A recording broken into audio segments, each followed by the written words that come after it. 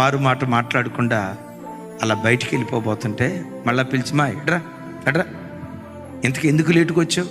సరే, అర్ధగంట లేటుగా వచ్చావు, ఎందుకు లేటుగా వచ్చావు?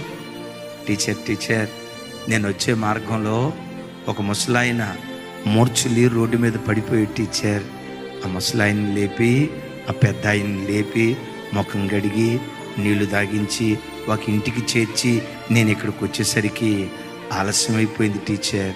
సారీ టీచర్, ఆలస్యమైనందుకు సారీ టీచర్ అని అంటంతో ఆ టీచర్ కళ్ళమటి నీళ్ళు పటపటపడం విడుస్తాను.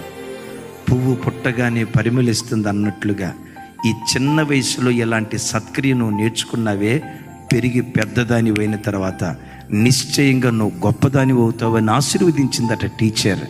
ఆ చిన్నమ్మాయి పెరిగి పెద్దదై మదర్ తెరీసాగా మార్చబడిపోయింది.